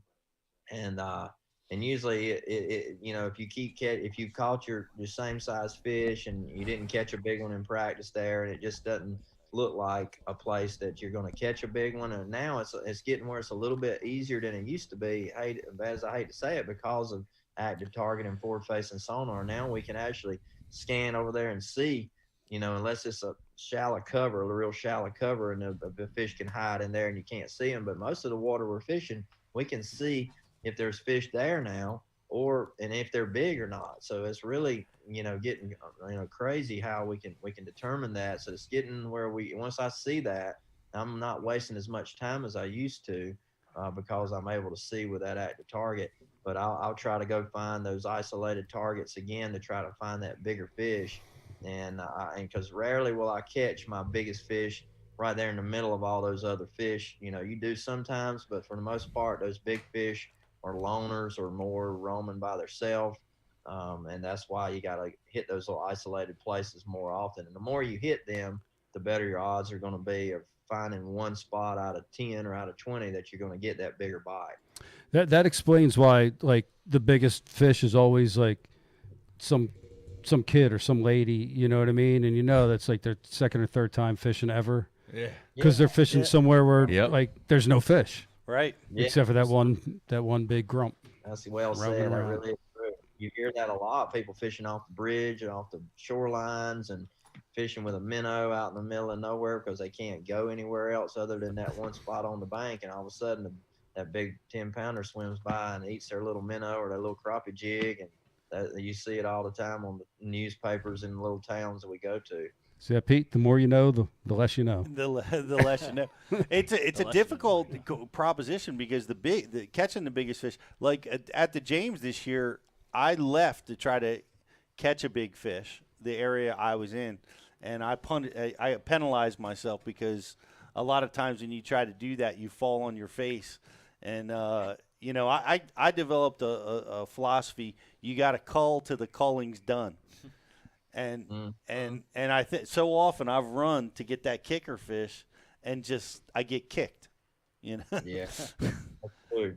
That's true. A lot of times if you know you're not going to get a kicker fish, but you can keep on catching fish, and you know, in a 3-pounder, like on the James River, you on some places like that, you're not probably gonna. It's real slim chances that you're going to go catch a 6 or 7-pounder, but if you catch, you know, a 3 3/4 pounder and you throw back a 2 3/4 pounder, that's another pound. Yep. So if you can do that 2 or 3 times, you can inch your way up and go from 15 to 17, 17 and a half, and then boom, you're right there where you need to be. So a lot of times, you know, don't overthink it or don't try to be a hero too much because you'll be a zero more than a hero if you leave fish to find fish, you know, that's a lot right. of time.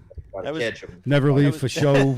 Fill in the blank for Mo. Fill in the blank because you end up with no. Yep, that was me. Yeah. That was me last week. But it relates to a lot of things in life. Yeah, not just. And I'm learning again too because this is my first year back fishing 5-fish limit stuff a lot. You know, I'm fishing both. You know, the Bass Pro Tour with no limit, and then I'm fishing the Pro Circuit with the limit. And it's so, man, it's so. I'm telling you, mentally, it feels so much more relaxed fishing the 5-fish limit because I don't have to stress because I know I've got all day to catch those 5. Whereas in the Bass Pro Tour, you never get that feeling because you got to catch more all day. And it don't matter if you catch 5 that weigh 20 pounds in the first hour, you know, you got to keep catching them all day or you're going to fall behind. So, you know, I'm learning that 5-fish deal again too, man. I mean, it's having to get in on time and know how far you got to run to get back. You know, we're so spoiled on the Bass Pro Tour because you fish till 3 o'clock and then you lines out and then you just take your time and ride in, you know. So that's another part I love. And now I had to run like 40-minute run last week at Pickwick and every day rough water and dealing with all that stuff we always dealt with. So it's cool being in both deals again, getting experience both sides of it. You're also bouncing back and forth between a net and no net, right?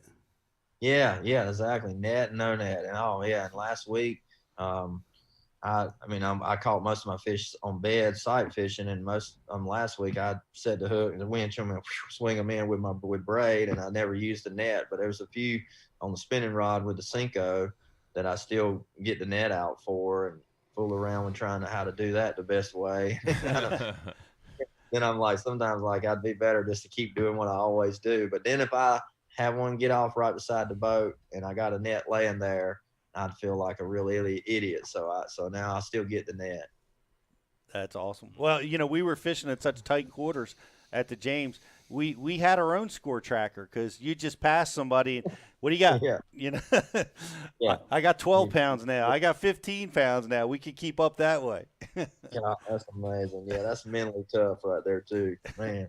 Alex, let me throw it back to you for another question for Randy. There we go. Now I'm unmuted. So, Randy, we have a good question about the Hydro Wave for you. And this one comes from Aaron Baldwin. And he wants to know, do you have a story where you're having a tough day on the water, struggling to get a bite, and you turned on your Hydro Wave and it made a difference in your fishing day? 100%, man. I tell you that I get asked that question probably more about what's on my boat than anything else other than the power poles. You get people all the time say, what are those things in the back of your boat, at gas stations and all that. But the Hydro Wave is everybody says, is a Hydro Wave worth the money, the $400 or whatever? And I'm like, absolutely, because I've got lots of stories, but one that sticks out is Lake Oneida. I've not determined I won at Lake Oneida, but I finished 7th in a Bassmaster Top 100 years ago. And I was sitting there. It was slick, calm, summertime, hot and sunny. And I had 3 smallmouth, and they were schooling, and they had quit schooling. They wasn't breaking anything. It was just a terrible day, and it was, of course, the day trying to make the top 10. And I had that Hydro Wave on. I run it all the time, run it all day, and I changed it. I had it on delayed schooling, and I run it on delayed schooling a lot, where it comes off and on every 30 seconds. And I moved around, and I saw fish chase bait one time, and they were in a big hole in the grass. And I moved up there closer and cast, couldn't get them to bite. And I turned it on top water feeding frenzy, this feeding frenzy sound. And I turned that feeding frenzy sound up, and immediately they come up and started breaking right in front of the trolling motor. And I literally caught 2 3.5 pounders on back-to-back casts with a spook on top water, and finished a limit out, and I made the top 10 cut. And so that's one time I saw it, and I've seen it hundreds of times, especially during shad spawn season. Even here at Gunnersville one year, way back in a Bassmaster, I had the same thing happen. They come up, and when you hit your button on your trolling motor, and the shad would just scurry away. Y'all seen that before, where they get around your trolling motor real close when that sound is going off, and you hit your trolling motor, and they spook and they take off, and all of a sudden, boom, boom, boom, they start breaking all around my boat again. And I've caught them like that. So I run that thing year in, year out. Early, I turn it on right off the bat in the morning on either shallow water power pattern or power pattern, and let it run. I turn the volume up like 3/4 loud, and then I change it to delayed schooling after about an hour or 2 hours when the sun gets up, and I'll kind of mix it up like that. And I use that sound because Van Dam said that's what he uses, and his name is on the thing. He catches more than anybody, so I believe it, and it works for me. Well, we're going to be giving away a Hydro Wave to a lucky viewer tonight. So it's a great story, and it's really cool stuff. And thanks again, Randy. We love having you a part of Bass University, and really appreciate you coming hanging out with us tonight. Yes, sir, man. Enjoyed hanging with you guys, too. Appreciate y'all. Keep up the good work. Y'all are teaching a lot of people how to catch bass, and that's what it's all about. I'm excited to be part of it, and we'll have some more stories for you next time, and maybe we'll have another big fish story.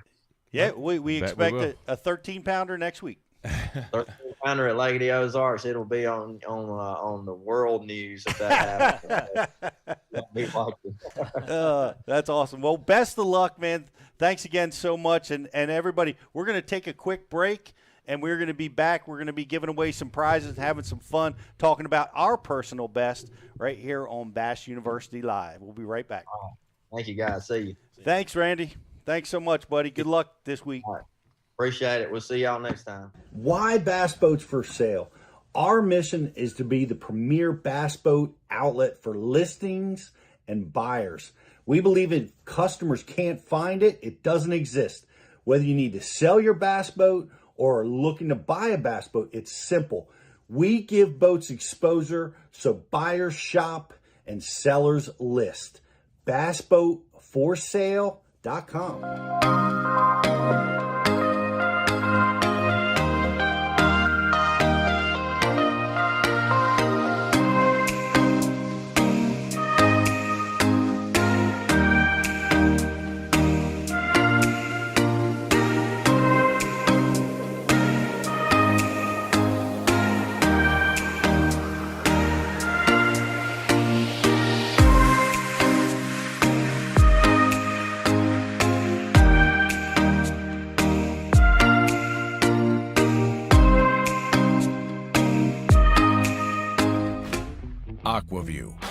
leader in underwater viewing technology.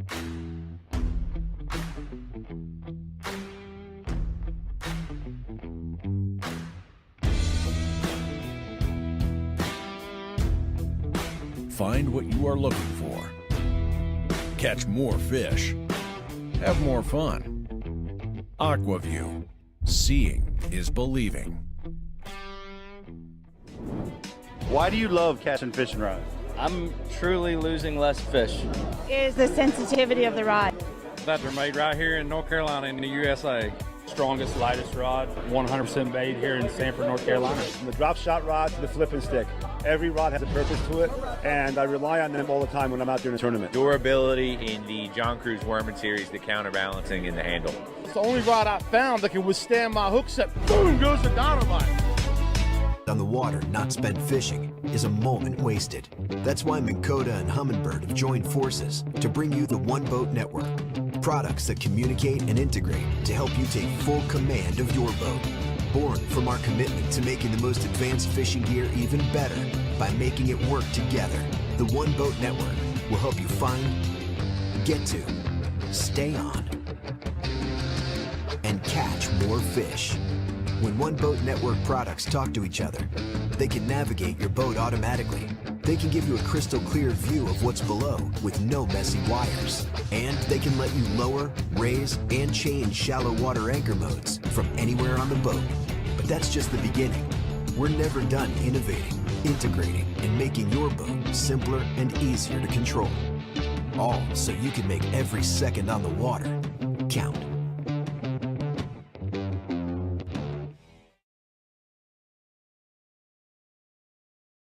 University Live. We love Randy Howell. He's been with us with Bass University forever, and it was great to hear the stories about those giants, man. Forever, ever? Giants. Yeah, Randy's been with us. It's got to be year one or year two. He's been with the Bass U. How hard can that flat top be? How hard? Yeah. Cut it? Yeah. It's buzzers. You go to. It's more than that. You need to head for it. Well, all right, I got that part, but I'm saying as far as cutting that. Dude, it's high and tight, son. You gotta have the right hair too. Yeah, everything. I get that. I'm It'd be saying like as the artist, as Greg, you could probably have flat the top. cutter of I the might hair. could. Yeah. You might could. That's what they all say, right? Down in Alabama. We appreciate you. We appreciate you. You're a chameleon, Appreciate bro. Appreciate you. I had the flat top. You did? Yeah. I'd love to see that picture. I had it. Yeah. I can't remember what years those were, but back in the 90s, I think I was running the flat top. Running the flat top. On the flats. Running the flat top. You just said, I think I was running a flat top. That's like awesome. Maybe, or it was a dream. Pete's flat top. Man, as a matter of fact, I'll bring in a picture. What are the odds Pete's flat dare top will ya. be on the message board next show? Pretty good. It's already up there. Yeah, Alex, it's the camera angle, by the way. that makes you look not tall. Yeah, because I was looking at him next to Randy, and Randy says he's maxed out at $150. That puts him at what, 5'8"-ish? Nice. Yeah, 5'10". 5'9". I would say He's he's tall as 5. me. Yeah, 5'8", 9, All 10. right, so 5'6", 5'9". 5'5" and a half. 5'9" and 3/4. All right, 5'9" and 3/4. and Alex is full grown person. adult. Yeah, 6 foot or so, right? Alex, go ahead, speak for yourself. Yep, just around there. It's probably, I got my monitors on a stand here, so I don't come up like the Hunchback of Notre Dame looking down all day when I'm sitting here. So that probably camera angle is from up top, so I can see why it makes me look a little short. Everybody's looking down on me. Hey, nobody's looking down on you with those No. great questions you were putting through tonight, buddy. That's right. Well Yeah, done. I got to give all the credit to the message board. They had some great questions coming through, and really a strong night over there. We got some good stuff out of Randy. That was fun. Yeah, that's good stuff. Well, let's talk about our personal best. Beans, we're talking to you, Alex. Beans, though. Let's roll through it, man. What is your PB? Yes. My PB is a 5-pound, 8-ounce largemouth. I caught it on a 10XD in green gizzard shad. A 10XD. All right. Good Yes. Lord. What are you throwing a 10XD up in Indiana? That's huge. That's like a Texas bait. It was. It's definitely way deep. I was only in like 15 feet of water, but I was just learning how to deep crank, and I wanted to make sure I was hitting the bottom so I knew what it felt like. You were So down I there. was just dredging mud up there and That's awesome. seeing what I could snag up, and a 5.5 pounder came over and thought it was a little shad swimming across the bottom, I guess. Diving into the shallow end of the pool. And sign. Yeah, shad. He thought the shad was trying to dig to China or something, so he saved it and brought him back to life. Yeah, don't go to China, bud. That's awesome. That is great. When did you catch that fish? That was last August, like the first or second week of August, right before the fall transition set in. They were still offshore. Man, PB's in August. That ain't easy. That doesn't happen, right? No, that's actually impressive. That actually added a pound. Yeah. Good workout. We'll give you some bonus points on Yeah, that. I'll give him a pound on that one. We have a personal best sitting right here on the table, Greg. Can you pass that over? We do. Oh, yeah, show it to the camera. Pass the bass. What do we got? This is great. I love this show and tell. This Dude, fish. before anybody says anything, let's get some guesses on the message board for a weight? Yeah, for a guide trip with Alex in Indiana. Guess the weight on that fish. You know what? Should we make that the grand prize trivia? I mean, there's the belly. Because we got to do two trivias tonight. Well, yeah. And you know, we mentioned earlier today that we were going to do a match of the anglers and the baits. So Alex is going to be out, but we could sub that with the weight of Brian's PB. I don't think we've mentioned it. Oh man, you didn't have to say it's mine, but yeah. No, but we can made it easier. Well, it's all I right.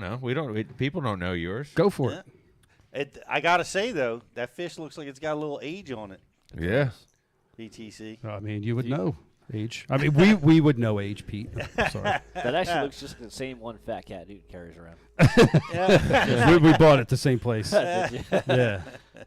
What year was that caught? Let me guess. 85. 1985. Yeah. They had bass back then, dude. Wow. Yep. That's pretty awesome. So we have the weight. So that is going to be what that is going to be the grand prize? Yeah, let's do that for the trivia pack, the Tackle Direct pack. Let's say where it was caught first. Also. No, it's not. Why not? Because it's in New Jersey, and there you go. That's what I'm saying. New Jersey. Yeah, that's good enough. Kinda, South Jersey. Yeah. Right. Yeah. 40. So guys, we got a trivia going on here right now. What's the weight?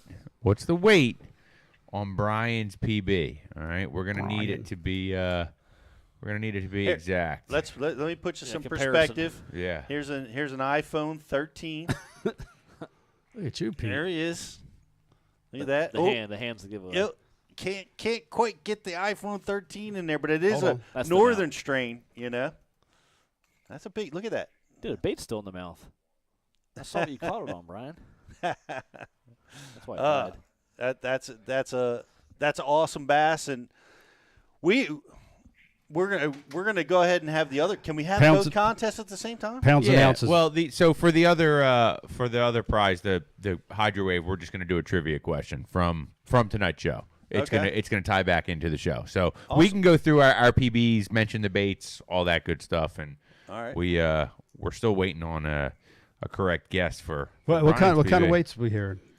So let me just start reading back. We got 8 pounds 2 ounces. We have 8 pounds 9 ounces, 9 pounds 7 ounces, 10 pounds 8 ounces, 10 pounds 12 ounces, 7 pounds 9 ounces, 10 pounds 6 ounces, 8 pounds 5 ounces, 8 pounds 5. There's a lot in that 8 to 9 range, and guys, that's you're flirting around it right there. But we need the exact. All right, we need the exact. So all right. I'll keep monitoring the board. Right, Alex, I'm going to text you. We'll keep I got it. monitoring that. In the meantime, I'll throw it to you, GDP. What's your personal best? Where and how and what'd you catch them on? 17-2. 17-2. Yes. California. Yep. Just kidding. Completely kidding. My PB was caught in my very first elite event. What? Yeah, in the tournament. Who got it? Go, good. So, if you remember the fireside chat with Ike after my first elite year, and we told the story, my PB is an 8.15. Wow. You know, good quality fish. It was off a bed. Okay. And it took me about 3 hours to catch it. After I fought it to the boat, lost it, broke it off, and then finally caught it. Oh, my God. Oh, Yes, man. it was one of the most epic catches of my life. And to get that in the boat, like the rush I felt was just intense. Wow. You earned every bit of that fish. I did. You broke it off. So the first time I fought it, from the bed 20 feet away, I fought it all the way to the boat, and I went down to get it, and it turned and it came off. And same bait all 3 times? Same bait. So I actually, after it came off, I retooled a little bit, went to a bigger hook, same weight, a bigger hook. I throw it in there, and for some reason, I don't know why I was throwing this bait on 15-pound test. I never do. Fish eats it. I set the hook, and I just snap it off. I'm like, oh, my goodness. So it popped on the hook set? Yeah. So maybe on the fight prior to that, maybe I nicked a line. I don't know, but I took it back, and I put 20-pound test fluoro on, and I said, all right. And this is already like I'm good 2 hours in now fighting this, or, trying to get this fish. In your first ever Elite Series event? First Elite event. I already had a limit in the boat, but this was the one that was going to put me over What top. day? Day 1. Oh, my God. Yeah. So I literally, it was crazy. It was hot, sunny, and I had no marshal my first Elite event, first day ever. So I'm sitting there. There's other guys all around me, but I could just see this big log sitting on this bed. It was this fish. We throw the bait back in there again, and I don't think I even twitched for 20 minutes, dude. I just sat there like this, and I felt the line jumped. Wow. And I just gave it everything I possibly had and set the hook, and I got it finally. On the third try? On the third try. Wow. You just let it sit there? Dude, I let it sit there. That's the only way. The second time, that's how I got it to bite the second time. After I lost it, I let it just sit in the bed. And the fish would go right back to the bed. And then the third time, I'm telling you, it was good 20 minutes, dude. I never even blinked, I don't think. And I felt the line jumped. Oh, my God. Yep. I felt it picked up, and I freaking just hit it. Was the hook in her mouth? Yeah. From the first one? Oh, no, it wasn't. No, she must have got it out. How about that? When I set the hook and I broke it, I felt it. Like I had it. Like I felt the But that hook pressure. wasn't in her mouth. It wasn't in her. Oh. She must have got it out somehow. Huh.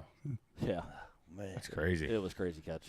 Amazing fish catch, but we couldn't help. Everybody at home heard that we have a winner by Rich's reaction. What is the answer? This is maybe we should guess. Do you know? No. Well, he said it, but I think I know. Generally speaking, 8-1. Oh man, I've been wrong. Yeah. I guess. Who was our winner, Alex? The winner was none other than Brian Setlock. Brian, congratulations. Brian. You are the lucky winner of Trivia Sweepstakes number 1 tonight. That's my boy. Ride your way. Is it? Yeah. Jersey guy? No, PA. All right. Me and Brian fished together quite a bit. Good job, Brian. heading your way. That's right. Pete, while we're at it, why don't you pick up that rod that sits off to your right-hand flank? This is not the rod. That's the rod. Dude. This is like an ice fishing rod. Dude, that's a 4-foot ultralight. I was like 12, 13 years old. I had 2 rods to my name at that time. Gosh. One of them might have been an ugly stick. Wow. And that was the other one. And it caught on it wasn't that real, but it was that rod. And I caught on a 7-inch culprit worm. That's awesome. Wow. There. Don't worry about that thing. 7-inch culprit worm, the same worm that Brian Kirchner used to win the Classic. Yeah. Right on. Yeah, this was actually before that. Yeah. But yeah, dude set the hook and just held on as she screamed drag. With my buddy and his father and gave chased it down, got over top of it. I just kept pressure on it, pulled her up out of the grass. She ran again, got over top, pulled her up out of the grass, and she's like, just rolled. Wow. Scooped it up and Reached in and grabbed her. Did you bear hug her or Yeah. lift the fish or what'd you do? Yeah, man, we put her in the bucket or something. I mean, it was 1985. We didn't have technology back then. Driving Datsuns or something. Right in the back seat. She actually spent the night in my mom's bathtub because I didn't know any better. Back then it was, you get it mounted. You get that one and you get her mounted. Yeah, that's awesome. It was really before the push for catch and release and all that and skin mounts or replicas, I should say. Right. 85. So yeah, it's pretty awesome. She weighed that the next day. Oh wow! After spending the night in mom's bathtub. Yeah. Wow. Which she was probably close to 9 pounds. Oh, I don't know about all that. Come on, Pete, really? Yeah. I mean, that's a lot of when a fish dies. I mean, there's a lot of weight that gets lost during that extreme. It's probably 9, 10, 11 pounds. Probably easy. big as house. How about that? It's solid, dude. Yeah. It's a beautiful fish. What a great catch. It is a big one. 8-pounder in our in our state. That's huge. That's pretty impressive. So the cool thing, and I didn't realize this till not too long ago, actually. I caught it on a culprit worm, 7-inch worm, purple worm with like a pink fire tail to it, right? And here this lake stocked with trout. Never put it together back then. Didn't really, we didn't kind of know about that whole deal, but I don't know. Maybe a trout eater. Maybe a trout eater. That's pretty cool. She was thinking about it. Great Yeah, catch. we were in like, cove with pads. I remember seeing just a little boils right at dusk, just a little on the surface. Yeah. Threw the worm over there, weightless with a keeper hook. Who made the keeper hook with the wire? Oh, yeah. I remember that. Mr. Twister. Okay. Yeah. That was it. Awesome. Huh. Great story. Yeah. Great catch. And Riz, it's your turn. You may have just caught your personal best. All right, so here's the backstory on that. I've caught fish definitely bigger than that in non-tournament situations, but I'm the guy that never has a scale with me when I catch a big one. So I really can't consider it, because when you don't know the weight, you can't just guess. But so I caught a 647 this past weekend in a tournament, and they always have scales there. So that's the one I'm going with. So what do you think your personal best was? It's over 7. Yeah. Over 7 down on the flats, because the week before. Oh wait, no, I caught a 6.6 that went on a scale the same week. So it's actually a 6.6. So the bait you brought me is not even the right one, because I caught a 647 2 days ago and on the white chatterbait. Caught a 6.6 2 years ago. On what? A red trap, Spro Aruku shad. Okay, that's a good one. In like 10 feet of water on the flats in a channel, just kind of. I love that spot. Yeah. What's your Jersey PB? A 7-pounder. 7. On Timber Lake. Ooh. Prior to 1985. Oh God. Prior to Greg De Palma. Yeah. Prior to Rich Leadbeater. Yeah, prior to Alex the guy over there. Oh, I'm sorry. You know what? It was probably 86. I'm sorry, because it was after I graduated high school, which was 85. Oh yeah. And it was the following year, or the year after that. It was 86 or 87 when I caught it, and it was on a spillway. What? Going into Timber Lake. In a spillway. It was a 7-pounder. At night, throwing a spinnerbait with a Colorado blade. Oh, yeah. And I bombed it up, and I hit the spillway, and it fell down the spillway, hit the water, made one turn. Thought it was snagged. Handle. I thought it was snagged, and up came a 7-1. It was that's the biggest. I'm sure that's probably the biggest Jersey fish that I've ever caught. That's a big one, dude. Yeah. But I've caught a real big one on the flats. Like I told the story, I didn't have a scale, I didn't weigh it, but it was clearly the biggest fish I caught there. And I don't know how big it was, but it was big. And I tell myself it was a 10-pounder, but I don't know that to be true. But the picture says it is. And I caught a big one in Florida. It's kind of around 10 pounds. But the coolest one was Ike and me were fishing Toledo Bend in Louisiana. We were staying on the Louisiana side of the lake, and Mike was using these. We were just getting exposed to this Texas red thing, and this was back in the 90s or early 2000. And Mike was really high on these Cordell spots, and I was using rattle traps, but I got some because he was going crazy about them, how he was using them to get a lot of bites there. And I was having all kinds of trouble because this thing doesn't. You ever cast one of these things? No, cast it good. The weight transfer system isn't what they've redesigned things, and the baits cast so well today. This thing will grab air, boom, it'll shoot straight up in the air, or it'll nosedive into the water, and you got to be on top of the backlash.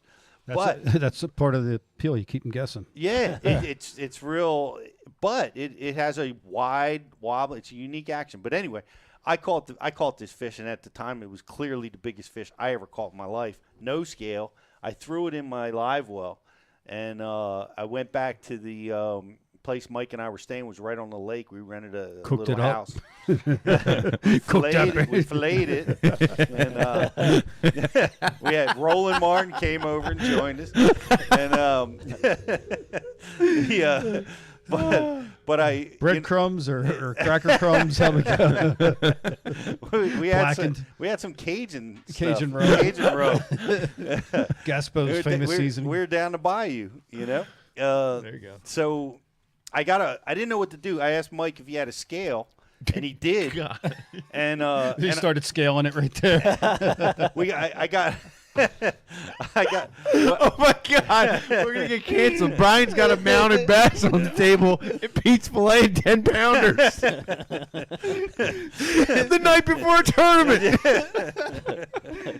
This show's taking a left turn. Scales are flying all over the room. I can just see No, that's not the way it happened. I actually got a trash bag. You did it right on a stump. I filled it right on a stump with a nail for the head. The tin cup is flowing on that side of the studio. Through the carcass of the boat ramp in the morning. That's horrible. That's awesome, Pete. That's we do not approve of that type of thing on Bass University. So you never weighed it? No, he had a scale. I filled the plastic trash bag up with water, put the fish in it. We went up to his boat, brought his scale out, and it was dark, right? And so we had to go where there was light, and his scale, it drops. I put the fish on it, and it goes up to like 10.5, then drops down to 9.8, and then it bounces around, and it settles on 10.01 pounds is where it settled. So nice. It was the very first time, you know, legit double-digit bass. Wow. Good for you, 10, man. 10.0. And it was weird. It was like this. It wasn't like a Florida strain with a big giant head and long body. It was shaped like your fish, Brian. It had a smaller size head and a shorter size fish, but it was just the girth was just so big. Yeah. And got fish bit on, you know, a gravel point. Ate that bait and just ran me around. And honestly, I didn't realize because the fish's proportions were short, I didn't realize what I had until I actually got it out of the water. Because you picked it up and you're like, it just kept coming and getting bigger and bigger as it got out of the water. So, that's great, awesome. Great catch for, you know, Toledo Bend. That was, that's my PB. That So was there 10 you go. pounds you won't weigh the next day in the tournament. We were a couple days out. Okay. Yeah, no doubt. But, Did that fish clue you into anything for the event? I did poorly in the event. Okay. You know, no, it didn't. It was right because it was the giant that was around no fish. It was around no fish. It was like I was not getting bit. I We're was figuring not stuff having out tonight. I was not having a good day on the water. I'm like, Mike, this lure is stupid. It doesn't catch any fish.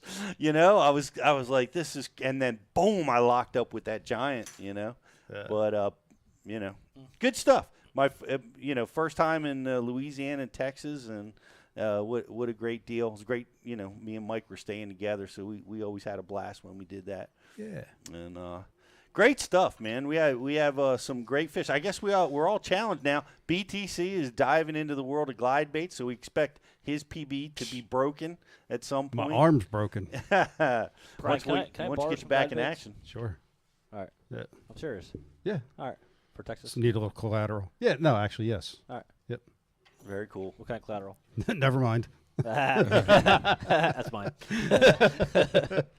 Never mind. We need to pick a Facebook like and share winner. If you guys haven't done it yet, you're watching over on Facebook. Give us a like, give us a share, and we will hook a winner up with a cool prize pack from Tackle Direct, $100. Yep. Facebook like and shares Livingston. Yep. Man, I screwed up again. Yeah, I got this. Livingston lure. Facebook like and share tonight. We're giving away 3 Livingston lures. That's going to be a Howler Crankbait and 2 top water baits from Livingston Lures, guys. So like and share tonight's feed. We also still got to give away our Hydrowave, or rather than that, our Tackle. Oh my gosh, we're a mess tonight. Our Tackle Direct prize pack, like Peter just mentioned. And we're going to do a trivia for that. And the trivia for that question is going to be, what were Randy Howell's 2 personal bests in back-to-back days caught on, guys. We need the details. What were Randy Howell's 2 personal bests caught on back-to-back days? Are we doing the weight and the bait? No, just the baits. Okay. Just the baits. Yep. All right. Actually, you know what? Yeah, let's make this a little harder. Tie them in. Tie it in. The which fish with which bait. Give it to me all in one message here so that I can figure it out. So. Jocelyn, thank you for putting the whiteboard up with all this information. I think it actually confused us. We're not prepared to be prepared.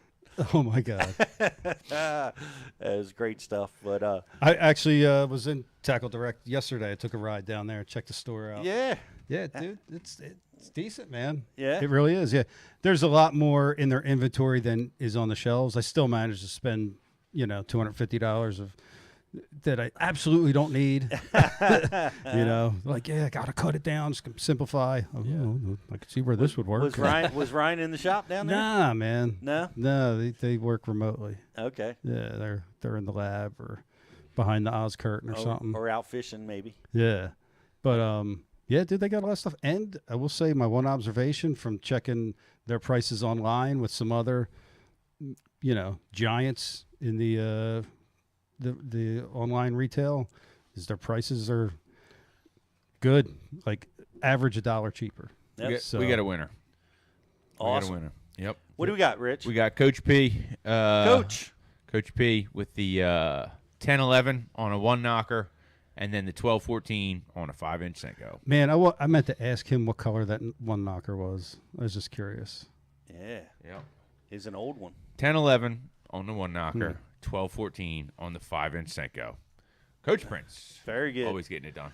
Tackle Direct prize pack. There you go. Tackle Direct also have amazing shipping and customer service over there. So yes, check out Tackle Direct. And if you are a member of Bash University, I want you to go check your email because you have a 15% off coupon that will expire at the end of this month. You haven't used it yet. Ooh. Go take advantage of it. Check your email. And we've emailed you a couple times now, so make sure you use that 15% off. Because additionally, they're also cheaper. Additionally, you're going to save a few bucks, and you're going to get all your stuff when you want it. So go check that stuff out. And we're going to be back. We're going to be next week. We're working on a really cool show. We'll keep you guys posted next Tuesday at 7. And we'll keep you abreast on our guest for that night. But we're going to continue to have a lot of fun and bring Bash University live to you guys on Tuesday nights. We've got another live from the Open scheduled for the holiday, the 4th of July weekend. So look for that coming as well. And Brian's got some kind of crazy pack of lures. What's that? Name the bait maker. Man, that looks like man, I don't know. Is that a cream? Is it cream worm? No. Lizard? Is it a? Can you name that? No, it's before I was born. It's before you were born. Is that a culprit? No, but I could not find. That's why I was late. I couldn't find a culprit. Remember Gillraker, dude? Oh my gosh! This is the salt raker. Gill raker worm. Salt raker. Did they have these on the shelf over at Tackle Direct? Nah, they had them on the shelf in my garage. They're real spongy. You remember the Gill raker? I used to use the motor. Remember motor oil? Oil, yeah. It was such a popular color, and People forgot. What's old is now new again. Maybe. But I used to use down at Mananico Ponds. I won my very first tournament ever on a Gill raker motor oil worm, weightless, with just a 3 or 4/0 hook, and I would throw a weightless worm in That's what we had to do. Throw a weightless worm in the pads. Yeah, because before the stupid Senko ruined everything, and everybody can catch them now. But yeah. So the Gill raker's tail should have thrown that damn Senko on Sunday. This way and then that way. Mm-hmm. Right? How old is this? Probably 35 years old. Wow. And the skew is still on there. Like, you can't even get stuff nowadays for like a week with a skew on it. Yeah. It's amazing. Yeah, there you so go. much better back then. Good stuff. Walk through memory lane. We even have the suspending Cordell spot, which was game changer. Really cool thing that they used to do, floating and suspending lipless baits. Yeah, one day There's I might catch a few one out on there. Yeah. There's still a few out there. Elmer Lake. That's right. Elmer Lake. Check it out. And last but not least, Facebook like and share. And who's handling that for us tonight? I got it. Tonight's Facebook like and share winner for a Livingston prize pack, a Randy Howler crankbait, and 2 top order walking dogs is J.R. Rents. Congratulations, J.R. Rents. I know him too, man. You know him too? Yeah. You are tonight's Everybody's Facebook like and share winner. Congratulations. Thank you for watching the Bash University Live podcast. And guys, don't forget, you can listen to us on all your favorite podcasting platforms. That's iTunes Podcast, Spotify, Stitcher, everywhere. iTunes, Android, anywhere you want to listen to us, you can check us out over there. Leave us a review, please. It helps us, whether it's good, bad, in between. Let us know what you think. Let us know what you want to hear about next. If you're going to talk trash, leave your name. Yeah. And guys, seriously, we appreciate be a man. We appreciate everybody that watches the show, listens to us afterwards, and don't be afraid to slide in our DMs and let us know what you want to hear us talk about, guys. We want to keep this thing going, and we want to give you guys what you want. So give us some feedback. We appreciate it. Yeah. If you're in the DMs, make it good. Not me with stupid shit. You may even see us on Twitter. Who knows what's going to be happening over there? Oh. Who knows? TikTok, lives, all kinds of stuff happening. All that's going to be happening. We'll keep you guys posted, too. We're going to be filming this week.